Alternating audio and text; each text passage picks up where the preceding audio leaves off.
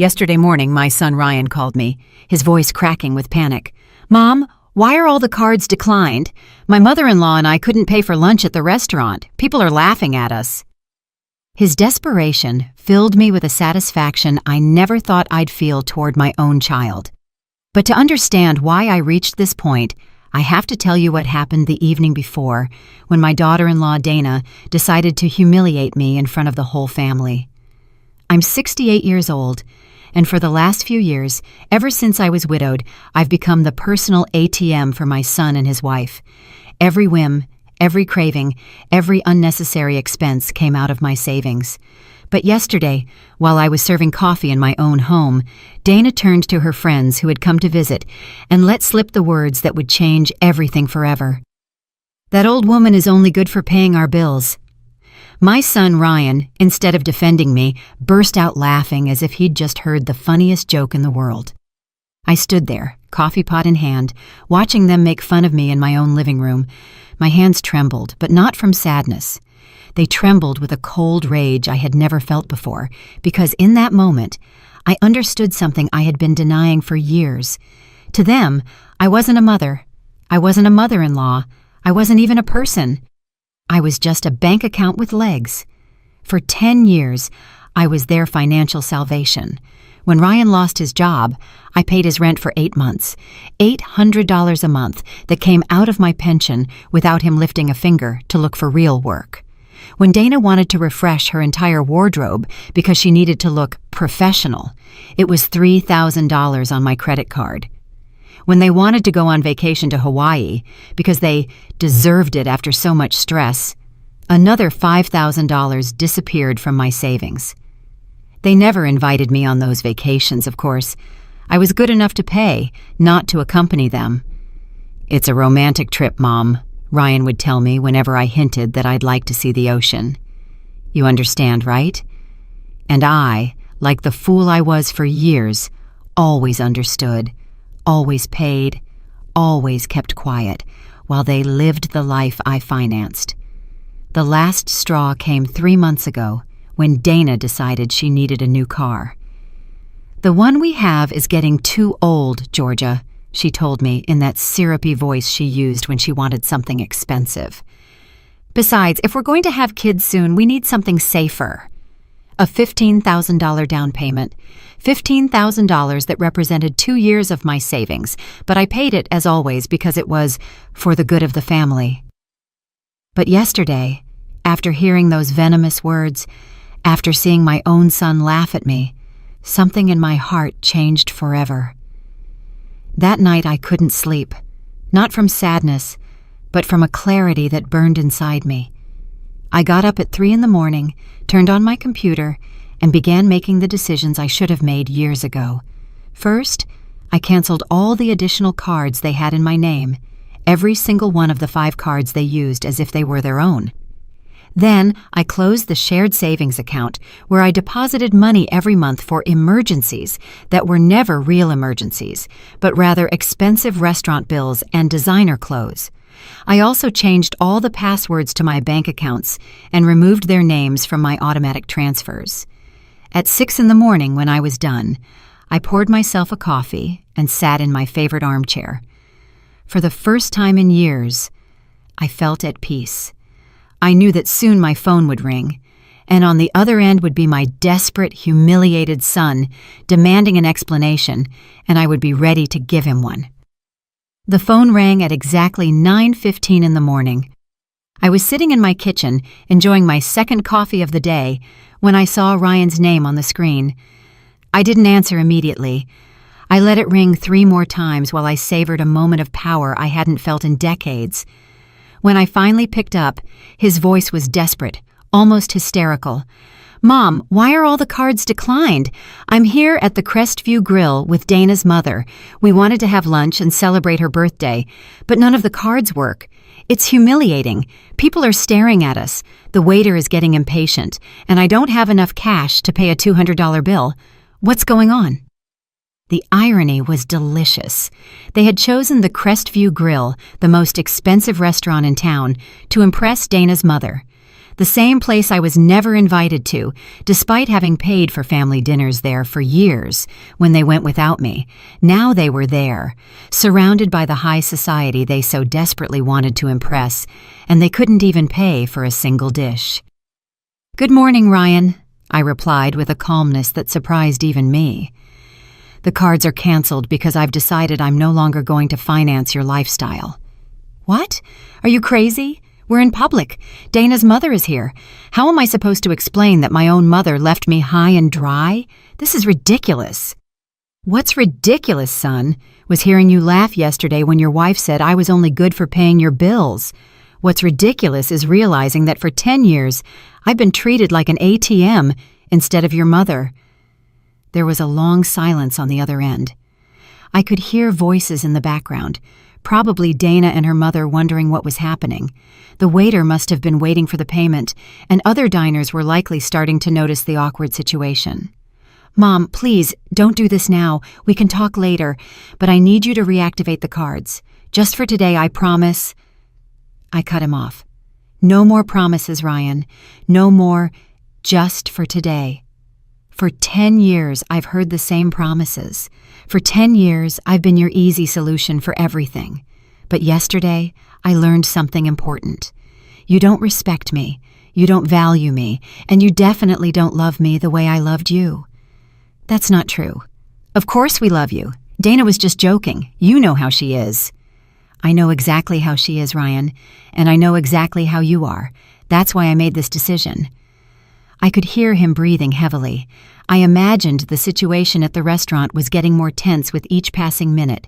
His mother-in-law had probably noticed something was wrong, that the gold card he always used to impress wasn't working. "Mom, please, we can't just stand here. What do you want us to do? Wash dishes? Should we call the police? This is a humiliation." "Now you know how I felt for years," I replied. "The difference is, you're 35 years old and should be able to solve your own problems." "Are you sick? Are you feeling okay? This isn't like you, Mom. You've never been this cruel." Cruel. That word hit me like a slap. I was cruel after years of sacrificing, of depriving myself of things I wanted to give them everything they asked for. After working until I was 65 to ensure they had a decent inheritance, after being left alone every Christmas while they traveled with my gifts of money. "Cruel was laughing at me yesterday," I said with a coldness I didn't know I possessed. "Cruel was treating me like I was invisible for years, except when you needed money. Cruel was making me feel like my only value as a mother and as a person was my bank account." "Mom, Dana didn't mean it like that." "Dana said exactly what she thought, and you agreed with her. You both made it very clear what my place is in your lives." I heard louder voices in the background. Dana asking what was going on, her mother making comments I couldn't quite distinguish, but that sounded annoyed. The waiter had probably already brought the check and was waiting with that forced patience they use when they know there's a problem. "Look, Mom, I get that you're upset, but this isn't the way to handle it. We can sit down and talk like adults, but right now, I need you to help me. Just this one more time, and then we can change things. Just this one more time." I laughed, and my own laughter sounded strange, bitter. Do you know how many times I've heard that phrase?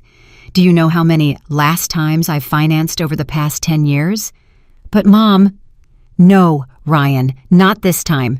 This time, you're going to have to find another solution. You have jobs, you have friends, you have in-laws. Figure it out. How are we going to explain to Dana's mother that my own mom abandoned us in a restaurant? How am I going to face the people who know us? Everyone is going to be talking about this." And there it was, the naked truth. He wasn't worried about fixing our relationship. He wasn't reflecting on how they had treated me. He only cared about his image, his reputation, what people would think. Just like always. "That's your problem to solve, son. For years, I worried about your image, your comfort, your happiness. Now it's time for me to worry about mine." "You can't do this. You're my mother." "Exactly. I'm your mother, not your employee. I'm your mother, not your personal bank. I'm your mother, not your financial lifeline. And as your mother, I should have taught you years ago how to stand on your own 2 feet. There was another longer silence. This time I could feel his desperation through the phone. He was probably doing mental calculations, thinking about who he could call, how he could get out of this situation without completely losing face. Mom, please. Dana is crying. Her mother is asking what kind of family we are. The waiter has already asked us 3 times if everything is okay. Please have mercy. Mercy. Another word that made me tremble. Where was their mercy when I stayed up late calculating how to pay their expenses on top of my own? Where was their compassion when I deprived myself of buying new clothes so I could give them money for their whims? Mercy is earned over years, Ryan, and you two lost it yesterday. I hung up the phone. My hands were trembling slightly, but not from fear or sadness. They were trembling with adrenaline, with a sense of power I hadn't experienced in decades. For the first time in years, I had put my own needs first. For the first time in years, I had said no. For the next 30 minutes, the phone didn't stop ringing. First, it was Ryan again, then Dana, then a number I didn't recognize, which I assumed belonged to Dana's mother. Every call I rejected gave me more strength, more conviction that I was doing the right thing. I poured another coffee and sat on my patio, enjoying the silence I had missed so much. But the calm didn't last long. At 11 in the morning, I heard the unmistakable sound of Ryan's car pulling into my driveway. The car I had helped pay for, of course. 2 doors slammed shut, and I heard hurried footsteps heading toward my front door. The knocking started immediately, loud and insistent. Mom, open the door. We need to talk. Ryan's voice sounded different now, more desperate, but also more aggressive. I know you're in there. Your car is in the driveway. I didn't move. I remained seated on my back patio, invisible from the front entrance, watching the birds visit the feeder I had installed last year. It was funny how the small pleasures in life took on new meaning when you finally had the peace of mind to enjoy them. Georgia! Now it was Dana's voice, sharp and demanding. We know you're there. Stop acting like a child and come out and face us. Face them. As if I were the one who had done something wrong, as if I were the one who owed an explanation after years of financial and emotional abuse. The irony was so absurd it almost made me laugh. The knocking intensified. I could hear they were using their feet now, not just their fists. My front door, the oak door my late husband had installed with such care, was being pounded on as if it were the entrance to a seedy bar. This is ridiculous, Dana shouted. You made us look like beggars in front of everyone. Ryan's mother-in-law had to pay for our lunch. A 70-year-old woman had to take money out of her purse because her daughter-in-law is a lunatic. Ah, so that's what happened. Dana's mother had to rescue them. I pictured the scene. Ryan sweating bullets as he tried to explain why none of his cards were working, Dana making up pathetic excuses, and finally the older woman having to save the day. The humiliation must have been exquisite. Mom, please. Ryan sounded on the verge of tears. People are already talking. Everyone at the restaurant was staring at us. Some even took out their phones. This is going to be all over social media. Social media. Of course, that was their biggest concern. Not the fact that they had hurt their mother, not the recognition that they had crossed a line. They only cared about their public image, their reputation in those social circles where they loved to show off the lifestyle I financed. The knocking stopped for a moment, but I could hear their voices arguing in furious whispers. They were probably deciding on their next strategy.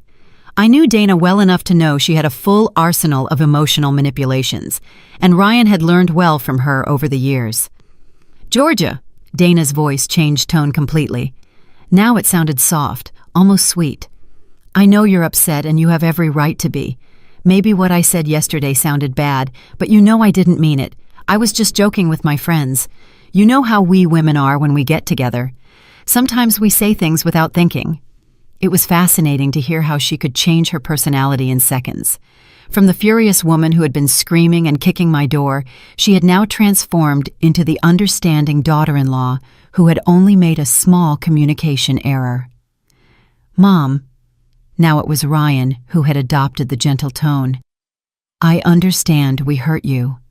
Dana explained to me what happened yesterday, and you're right to be upset. But declining the cards doesn't solve anything. It just makes things worse for everyone. For everyone. Not for me, of course. For them, for their comfort, for their lifestyle. My emotional well-being was still not part of the equation. Please, Mom, we can fix this. We can change things. Ryan's voice broke slightly. But I need you to reactivate the cards today. I have bills due. The car insurance is due tomorrow, and Dana has doctor's appointments this week. We can't just be left without money out of the blue. Without money? As if it were their money, as if I were responsible for their insurance, their medical appointments, their expenses as independent adults. In that moment, I understood with crystal clarity that they truly didn't see the difference between my money and theirs. In their minds, my savings were a family resource, not the result of decades of work and sacrifice from a woman who had already paid her dues in life. Georgia, please think about what you're doing. Dana had switched strategies again. Now her voice sounded concerned, almost motherly. What will people think if they find out you cut off your own son? What will they say at church? What will the family think? The church, the family.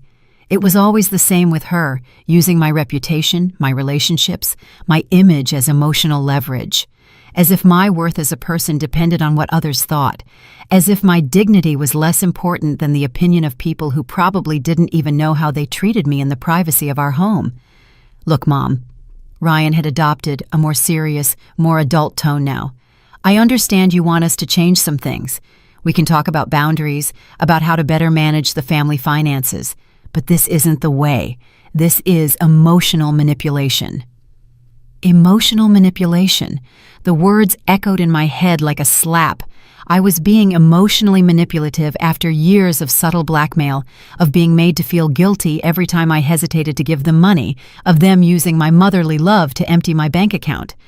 The projection was so obvious it almost made me laugh. The knocking started again, but now more spaced out, less aggressive. They were realizing that the brute force strategy wasn't working. I could hear them move away from the door, probably walking around the house to see if they could spot me through a window. "Georgia!" Dana yelled from what sounded like my side window. "We saw your shadow. We know you're in there. Stop hiding like a coward." Coward. There was the real Dana again, the one who emerged when the sweet manipulations failed, the woman who had called me that old woman the day before, who had turned my generosity into a reason for mockery, who had trained my son to see me as a resource instead of a person. I got up from my chair and walked slowly to the window from where she had shouted. I pulled back the curtain just enough for her to see me, and our eyes met through the glass. Her expression immediately changed from fury to relief, and then to that fake smile I knew so well. "There you are," she exclaimed, as if she had just found a lost child. "Come on, let's open the door and talk like a family." I looked her directly in the eyes for a long moment, feeling a strange calm. Then, very slowly, I closed the curtain again. I heard her shriek of frustration, followed by more pounding on the window, but this time I didn't flinch. I went back to my patio and sat down again. The phone immediately started ringing, but I silenced it. For the first time in years, my home was truly my own. The shouting and banging continued for another hour, but they gradually lost intensity. From my back patio, I could hear fragments of their frustrated conversations, their desperate plans to make me change my mind. Dana suggested calling a locksmith to force the door open, but Ryan reminded her that would be breaking and entering. Even in their desperation, they didn't want to risk real legal trouble. Finally, I heard the car doors slam shut and the engine drive away, but I knew this was far from over. I knew Dana well enough to know she was already planning her next move, probably something more elaborate and emotional. I wasn't wrong. At 3 in the afternoon, my phone started ringing with unknown numbers. First, it was Dana's mother, her voice polite but firm. "Georgia, dear, I think there's been a misunderstanding. Dana told me what happened, and I'm sure we can resolve this like civilized adults." I hung up without answering. Then it was my sister Elaine, who lives in another state and had obviously received a heavily edited version of the events. "Georgia, Ryan called me very worried. He says you're acting strangely and that you left them stranded at a restaurant. Are you okay? Are you feeling sick?" "I'm perfectly fine, Elaine," I replied. "Better than ever, in fact." "But I don't understand. Ryan says you canceled all their cards without any warning. That doesn't sound like the Georgia I know. You've always been so generous with your family." "Maybe that was the problem," I said. "Maybe I was too generous for too long." "But Georgia, they're your family. Dana says you're punishing them for an innocent joke. Surely you can sit down and talk this out." An innocent joke. It was impressive how Dana had managed to rewrite history in just a few hours. What had been a cruel humiliation in front of guests had now become an innocent joke that I had misinterpreted because I was too sensitive. "Elaine, have you ever felt like an ATM for your kids?" I asked directly. "What? No, why do you ask?" "Because that's exactly what I am to Ryan and Dana, and yesterday I finally realized it." "Georgia, you're exaggerating. Parents always help their children. It's normal. Is it normal to pay your adult son's rent for years? Is it normal to finance their vacations while you stay home alone? Is it normal for them to make fun of you for being generous?" Elaine was quiet for a moment. "Well, maybe they've taken advantage of your generosity a bit, but cutting everything off at once seems very drastic." "You know what's drastic, Elaine? Working until you're 65 to secure a decent inheritance for your son, only to find out he's already spending it while you're still alive." After that conversation, I decided to unplug the house phone. I put my cell phone on airplane mode. I needed silence to process everything I was feeling, to plan my next steps. That evening, as I prepared dinner for myself for the first time in months without the anxiety of waiting for calls asking for money, I realized something important. I didn't feel guilty. My whole life I had been trained to feel guilty when I didn't meet the needs of others, especially my family. But this time, that familiar guilt wasn't there. Instead, I felt something I hadn't experienced in years: mental clarity. It was as if I had been living in an emotional fog and could finally see clearly. Every decision I had made in the last 10 years flashed through my mind like a movie, and I could see patterns I hadn't wanted to acknowledge before. The cycle was always the same. Ryan or Dana would approach me with a temporary financial problem. I would initially resist. They would apply emotional pressure. "It's just this once. We're desperate. What will people think?" I would give in. They would solve their immediate problem, and a few weeks later, a new temporary problem would appear. There was never a real repayment plan, never a genuine acknowledgement of my sacrifice, and definitely never an invitation to share in the benefits of my own generosity. I paid for their vacations but wasn't invited. I financed their dinners at fancy restaurants but ate alone at home. I covered their medical expenses, but no one asked about my health. I got up and walked to my study, where I kept all my financial documents. It was time to do the real math, to understand exactly how much I had spent on them over the years. I pulled out my bank statements from the last 5 years and started calculating. The figure was devastating: $86,000. $86,000 in 5 years. That didn't even count the previous years, when I didn't keep such detailed records. It was more than half of my total pension, more than what many people earn in 2 years of work. But the most painful part wasn't the amount of money. It was realizing that in exchange for those $86,000, I had received mockery, indifference, and the treatment of being seen as an obligation rather than a blessing. As I reviewed the numbers, I found something that made me tremble with rage. They had been using one of my cards for premium streaming services, expensive gym memberships, and magazine subscriptions I didn't even know existed. Small monthly charges that added up to hundreds of dollars a year, money that was automatically coming out of my account to pay for luxuries I never enjoyed. That night, I made another important decision. I took my will out of the file cabinet and read it carefully. I had drafted that document 5 years ago when I still believed I was securing the future of a loving and grateful family. Ryan was the sole beneficiary of everything: the house, the savings accounts, the investments, everything. But now, I saw that will with different eyes. Why should I leave my entire estate to someone who had already spent more than half of it while I was still alive? Why reward someone with an inheritance who had treated me like a resource instead of a mother? I decided that the next day, I would call my lawyer to schedule an appointment. It was time to make some significant changes to my estate plans. If Ryan wanted to treat me like a bank, then he would have to be content with the interest, not the principal. I went to bed that night with a strange but liberating feeling. For the first time in years, I had made decisions based solely on my own well-being. For the first time in years, I hadn't stayed awake worrying about the financial problems of other adults. I slept better than I had in months. The next day, I woke up with an energy I hadn't felt in years. It was Friday, and for the first time in a long time, I had plans that didn't involve solving anyone else's problems. First, I would call my lawyer, then I would go to the bank to make some additional changes. And maybe, just maybe, I would buy myself something nice with the money I normally would have spent on someone else's whims. I plugged the house phone back in while I made breakfast. As expected, I had 14 messages on the answering machine. I listened to them while I drank my coffee, and each one confirmed that I had made the right decision. Message 1. Dana, with a tearful voice. Georgia, it's Dana.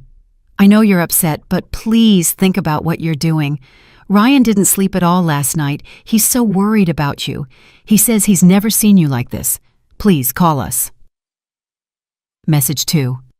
Ryan, sounding desperate. Mom, I need to talk to you. I went to the bank this morning and they told me you closed the account where you deposited money for our emergencies. Why would you do that? That account was for both of us. It was fascinating how he continued to refer to my money as ours. That account had never been for both of us. It was my money that I deposited for their supposed emergencies, which invariably turned out to be vacations, expensive clothes, or restaurants. Message 3. Elaine again. Georgia, Ryan called me again. He says you also closed a savings account. Are you sure about what you're doing? Don't you think you're being a little radical? The following messages followed the same pattern. Feigned concern, questioning my mental health, and pleas disguised as sisterly advice.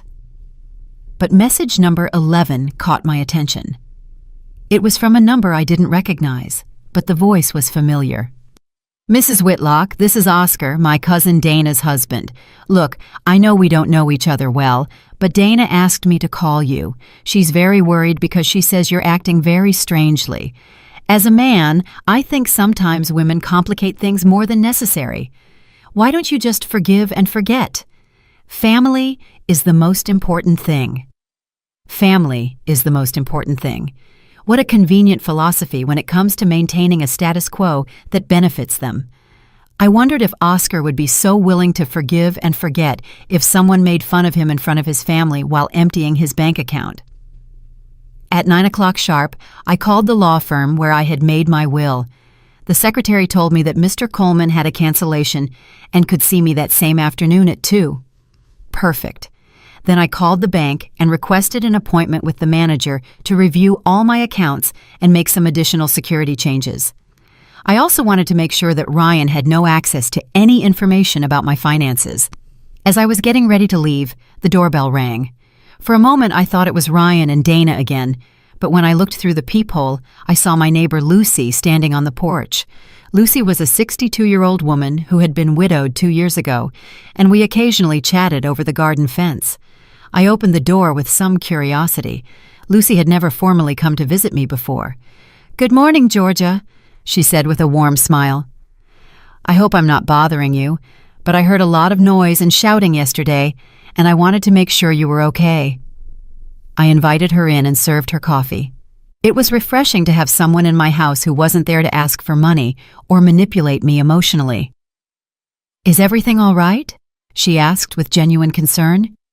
"Yesterday I saw your son and his wife were here for hours, shouting and banging on the door. I was about to call the police." I told her the whole story, not the intimate details, but enough for her to understand the situation. Lucy listened without interrupting, occasionally nodding with expressions of understanding.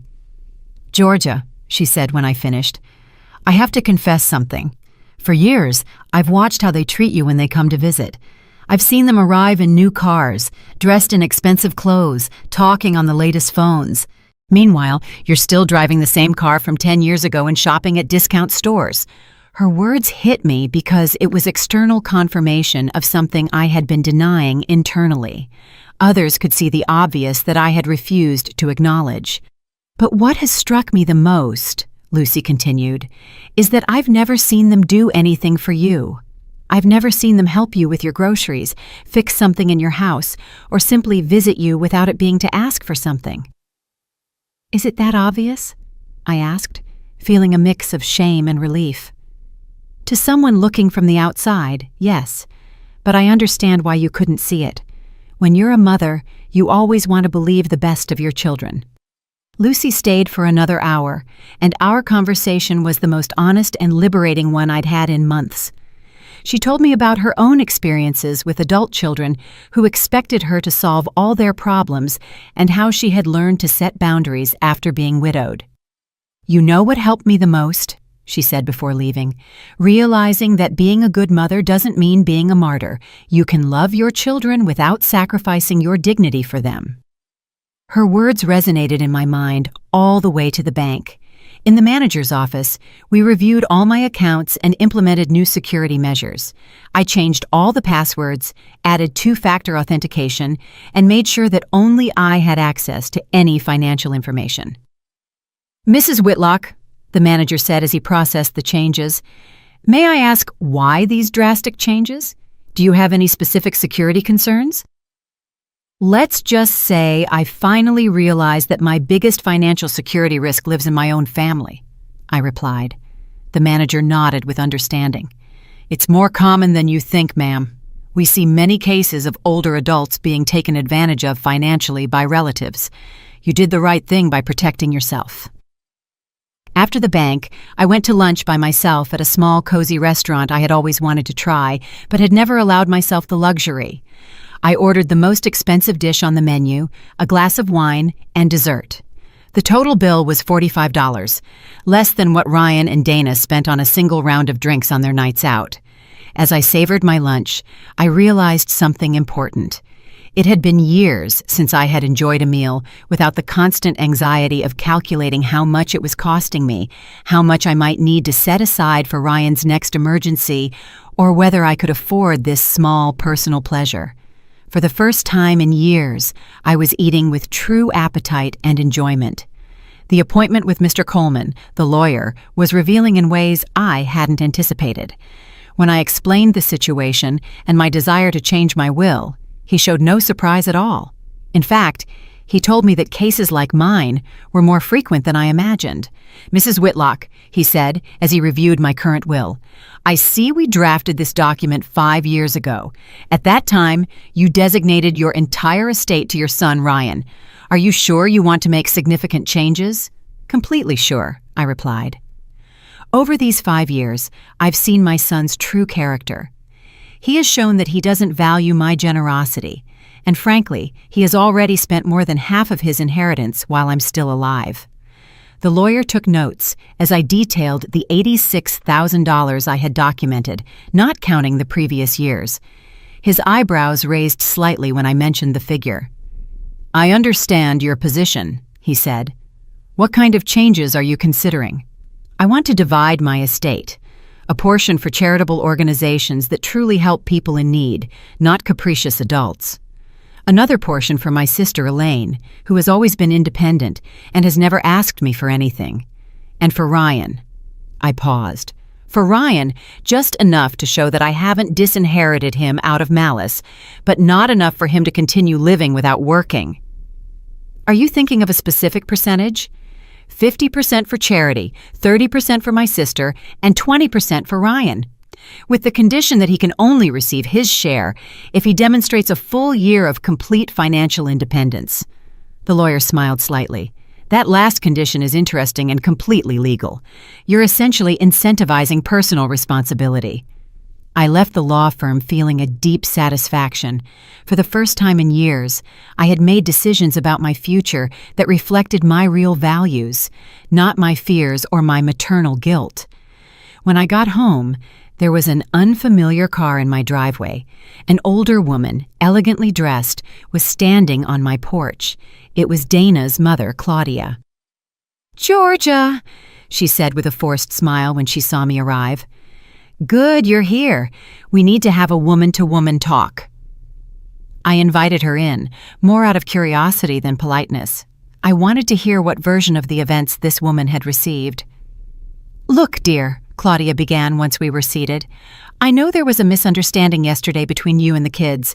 Dana told me everything, and frankly, I think you're exaggerating the situation." "Exaggerating?" I asked. "Well, yes. Dana says she made a comment that you misinterpreted, and now you've taken very drastic measures. Canceling your own son's credit cards. That seems like a very extreme reaction for a simple joke between women." A simple joke between women. It was impressive how the narrative had evolved. Now it wasn't just an innocent joke, but it was also my fault for not having a sense of humor. "Claudia," I said calmly, "do you give your daughter unlimited credit cards?" "No, but..." "Do you pay your adult daughter's rent?" "No, but that's different." "Do you finance your daughter's vacations while you stay home alone?" Claudia shifted uncomfortably in her chair. "Georgia, every family handles their finances differently." "Exactly. And I've decided to handle mine differently from now on." "But think about Dana and Ryan. They're young. They're building their future. They need support." "They are 35 and 32, respectively. At that age, I had already raised a son, worked for years, and saved for my old age, without help from my parents." "Times were different then." "Times are different. That's true. Now there are more opportunities, better education, more access to bank loans. There's no reason why two educated adults can't support themselves." Claudia changed her strategy. "Georgia, Dana is very upset. She cried all night yesterday. She says she has always seen you as a second mother and doesn't understand why you're suddenly rejecting her." "A second mother who is only good for paying bills, according to her own words." "That was a joke. Women always complain about their mothers-in-law. It's normal." "Complaining in private is one thing, Claudia. Humiliating someone in front of guests is something else entirely." The conversation continued for another half hour, with Claudia using every manipulation tactic in the book. Guilt. Think about how your son feels. Fear. You're going to end up alone. Shame. What will people think? And even veiled threats. Dana has contacts in social services. Finally, when she realized that none of her tactics were working, she switched to a more direct approach. "Georgia, I'm going to be frank with you. Dana and Ryan are considering seeking legal help. There are ways to declare a person mentally incompetent if they show erratic behavior with their finances." There it was, the real threat behind all the emotional manipulation. If I didn't give in voluntarily, they would try to take away control of my own finances by force. "Claudia," I said, standing up, "I suggest you consult with a good lawyer before trying that. I just came from an appointment with mine, and he assured me that a person who protects their finances from family abuse is demonstrating mental competence, not the opposite." Her expression changed immediately. She realized she had shown her cards too soon. "I didn't mean..." She began to backtrack. "Yes, you meant exactly that," I interrupted. "And now that I know what your true intentions are, I think this conversation is over." I walked her to the door in silence. Before she left, she said, "Georgia, I hope you reconsider. A family war doesn't benefit anyone." There is no war, Claudia. There is only a woman who has finally learned to value herself. After she left, I sat in my living room and reflected on what I had just heard. Not only were they planning to intensify the emotional manipulation, but they were also considering legal measures to regain control over my money. That evening, I called Mr. Coleman and told him about Claudia's threat. He reassured me, explaining that to declare someone mentally incompetent requires solid medical evidence and an extensive legal process. Acting responsibly with one's personal finances does not qualify as evidence of incompetence. However, he warned me, I recommend you document everything. Record conversations if possible, keep records of their threats, and consider getting a preventative psychological evaluation to have evidence of your mental competence. That night, for the first time since this all began, I felt a little bit of fear. But it wasn't fear of doing something wrong. It was fear of how far they would be willing to go to regain control over my money. But I also felt something stronger than fear: determination. Claudia's threat kept me awake that night, but not from fear. It was from a cold rage that grew with every passing hour. How dare they consider declaring me mentally incompetent for protecting my own money? It was the ultimate manipulation. If you can't get what you want through persuasion, try to strip the person of their legal right to decide about their own life. The next day, Saturday, I followed Mr. Coleman's advice. First, I went to a private clinic where I had a complete psychological evaluation. The doctor, a professional woman in her 50s, listened as I explained the situation. "Mrs. Whitlock," she said after 2 hours of tests and interviews, "let me be perfectly clear. You are demonstrating exceptional mental lucidity.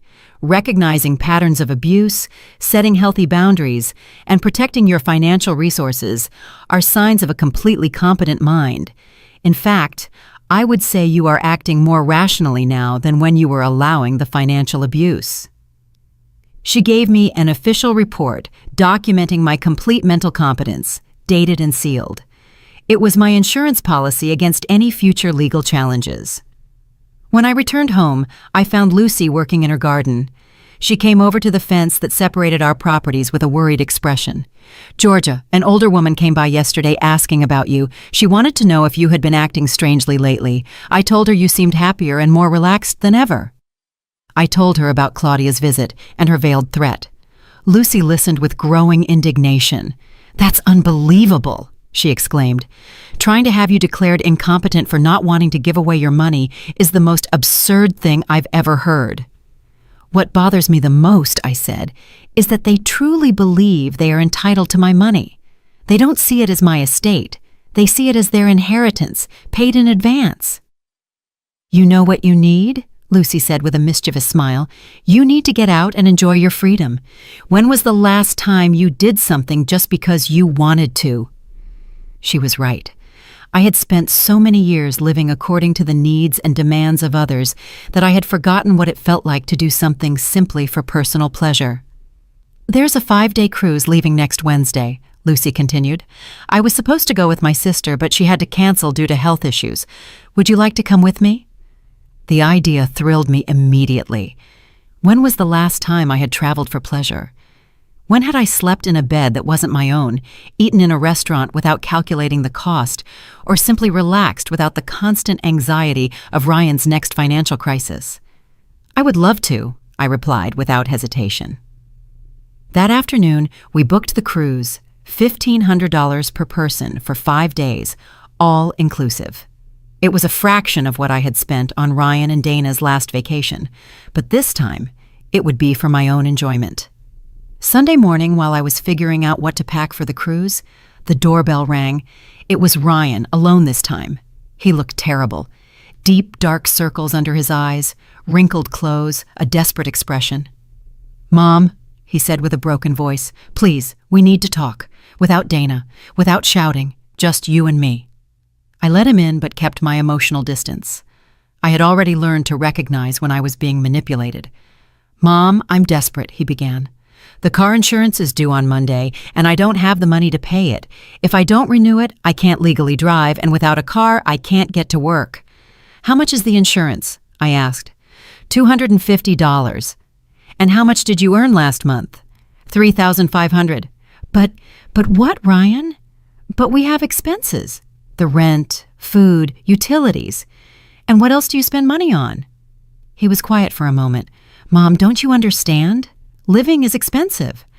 "Living is expensive when you have a lifestyle you can't afford," I replied.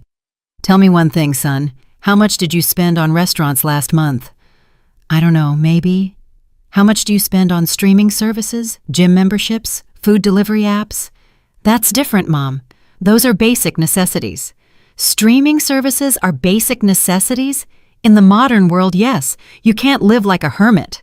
There was the fundamental problem. Ryan genuinely believed that luxuries were necessities and that real necessities were someone else's responsibility. Ryan, I said calmly, you're 35 years old, you have a college education, you have a job. Why can't you pay a $250 car insurance bill? Because there's no money left after everything else. Then cut back on everything else. It's not that easy. You can't just cut expenses like that. Why not? Why? Why? He became visibly frustrated. Because we have a life to maintain. A life you can't afford. But you've always been there to help us. And there was the naked truth. He wasn't asking for temporary help. He was claiming what he considered his right. In his mind, I was a permanent part of his financial structure, not a mother who occasionally provided support. Ryan, I'm going to ask you something, and I want an honest answer. Have you ever, in these 10 years, made a real budget and tried to live solely on your salary? He fell silent. Have you ever considered moving to a cheaper apartment? Silence. Have you ever voluntarily cut back on expenses so you wouldn't have to ask me for money? Mom, those are unfair questions. Unfair? It's unfair to ask a 35-year-old adult if he has tried to live within his means. You don't understand the pressure we're under. Dana has expectations. Her friends live a certain way. We can't look poor. And when did you consider that my expectations and my financial pressure mattered? For the first time in the conversation, Ryan was completely silent. I could see in his eyes that he was processing something he had never considered before. Mom, he finally said in a softer voice, I didn't know you felt pressured. Really? You never wondered how I could afford your lifestyle while I ate beans and rice? You never wondered why I never bought new clothes for myself, but always had money for your emergencies? Tears began to roll down his cheeks. I thought you liked helping us. I thought it was your way of showing love. And it was, Ryan. But you turned my love into an obligation. You turned my generosity into an expectation. And finally, you turned my sacrifice into a reason for mockery. Mom, what Dana said was the straw that broke the camel's back, but the glass had been filling up for years. Ryan cried silently for several minutes. When he finally spoke, his voice sounded different, more mature. What can I do to fix this? You can start by paying for your own car insurance. Ryan sat in my living room for almost an hour after our conversation. We didn't talk much more, but I could see that something had changed in his expression. For the first time in years, he seemed to be truly reflecting on his behavior instead of just looking for ways to get what he wanted. When he finally left, he said, Mom, I'm going to find a way to pay for the insurance, and we're going to have a serious talk about our expenses. I didn't completely believe him, but at least it sounded like a first step toward maturity. On Monday morning, as I was packing for my cruise on Wednesday, I received an unexpected call. It was Dana, but her tone was completely different from the one she had used in the previous days. Georgia, she said in a calm voice, I know things have been tense between us. Could we meet for coffee? Without Ryan, without drama, just the two of us. I agreed, more out of curiosity than any hope of reconciliation. We met at a small coffee shop near the mall. Dana arrived dressed more simply than usual, without the expensive jewelry and designer clothes she normally wore. She looked tired, but also more humble. Georgia, she began after we ordered our coffees, I want to sincerely apologize for what I said last week. It was cruel, disrespectful, and completely inappropriate. What made you change your mind? I asked directly. Honestly, the humiliation at the restaurant, but not just that. These past few days, I've had to face the reality of our finances without your support, and I realized something terrifying. What was that? That we have no idea how to live within our means. We've been living for years as if we were rich because you financed the difference between our income and our expenses." It was the first time I had heard Dana offer an honest reflection on her financial situation. "Yesterday," she continued, "Ryan and I sat down and made a real budget, just with our salaries, without any outside help. Do you know what we discovered? Tell me. That we spend almost double what we earn. Double, Georgia. Not just a little more, but double. And you always covered the difference. And what are you going to do now?" "We're going to have to make drastic changes. The apartment where we live costs $1,200 a month. With our combined salaries, we should be paying $800 at most. We're going to have to move." "And is Ryan on board with that?" "He resisted at first, but when he saw the numbers on paper, he had no choice. We're also going to have to cancel memberships, services, and completely change the way we socialize." Dana paused to take a sip of her coffee. "Georgia, I want to ask you something, and please be honest with me. When did you start to resent our financial dependence?" The question surprised me with its directness. I think the resentment grew gradually, but it crystallized when I realized that you not only expected my help, but took it for granted. "When was that?" "When you stopped asking me for money and just started using it. When the additional cards became a normal thing. When my savings became your automatic emergency fund." Dana nodded with a look of shame. "You're right. At some point, we stopped seeing you as a person who was helping us and started seeing you as a resource." "Exactly. Is there any way we can rebuild our relationship?" Dana asked me. "I'm going to be completely honest with you. The relationship we had before is gone. That relationship was based on an unsustainable dynamic where I gave and you took. If we want to build something new, it has to be on completely different foundations." "What kind of foundations?" "Mutual respect, financial independence on your part, and a relationship where my value isn't determined by my economic utility." Dana was silent for a long moment. "Does that mean you'll never help us again?" "It means that if you ever need real help in a genuine emergency, after you have proven that you can live responsibly on your own, we could consider it. But it would be help, not a permanent subsidy." "How long would we have to prove our independence?" "It's not a test with a deadline, Dana. It's a change of life. If you can maintain a balanced budget, live within your means, and build your own emergency savings, then you will have demonstrated real financial maturity." "And our vacations, our outings to expensive restaurants? Those are things you will have to earn with your own work, like most people do." Dana looked genuinely overwhelmed. "Georgia, I'm not sure we know how to live like that." "Then it's time you learn. You have education, jobs, and abilities. The only thing you've lacked is the motivation to be independent." "And if we fail?" "Then you will fail as responsible adults, learning from your mistakes. But at least you will fail as masters of your own decisions, not depending on someone else to solve your problems." We finished our coffees in a thoughtful silence. As we got up to leave, Dana said to me, "Georgia, I know this doesn't fix everything, but I want you to know that I've learned something important this week." "What's that?" "That being an adult isn't just about being of adult age. It's about taking on adult responsibility. And we've been playing at being adults while you carried the real responsibilities." It was the most mature reflection I had ever heard her make. That night, as I finished packing for my cruise, I felt strangely at peace. I hadn't lost a family. I had left behind a toxic dynamic that was hurting all of us. If Ryan and Dana truly wanted to change, they would have to prove it with actions, not words. On Tuesday, I received a text message from Ryan. "Mom, I got a personal loan to pay for the car insurance. I also found a cheaper apartment. We're moving next month. I wanted you to know." It wasn't much, but it was something.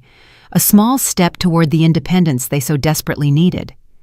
That night, I slept soundly, knowing that the next day I would begin my first truly personal adventure in decades. The cruise was a revelation.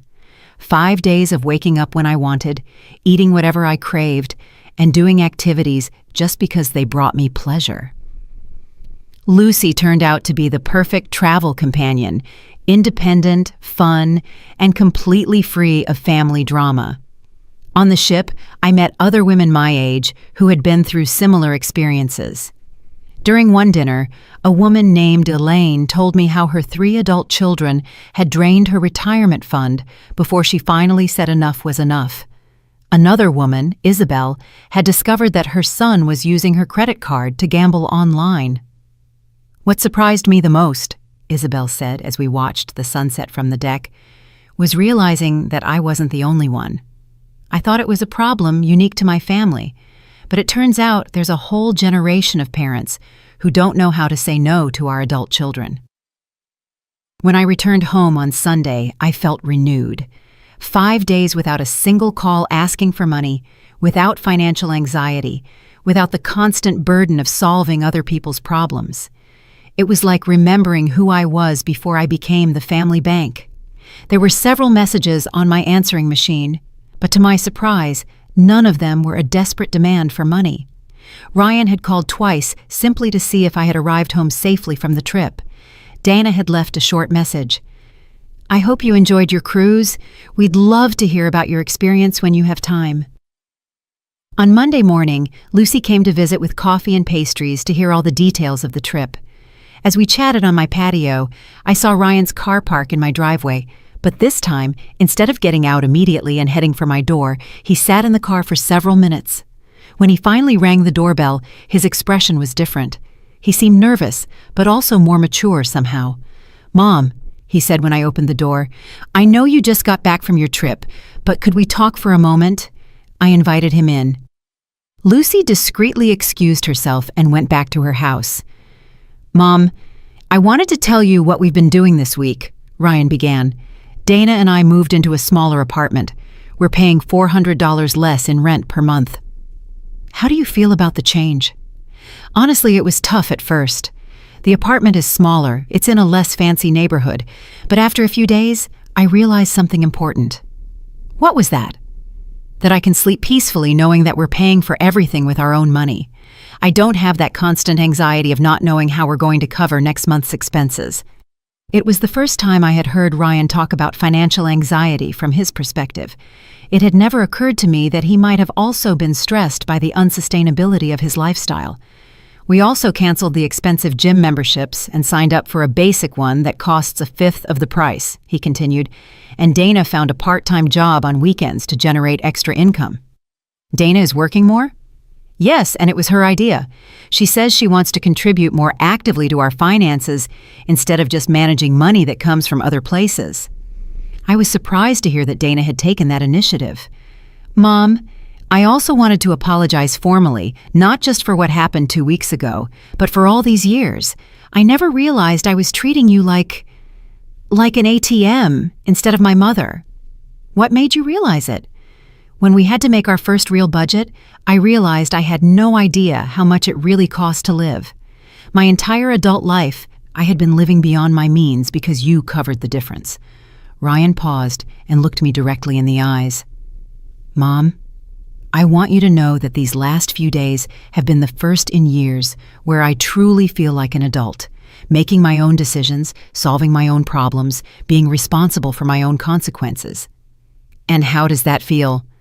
"Terrifying, but also liberating. I didn't know how much weight I was carrying until I got rid of it." "Weight?"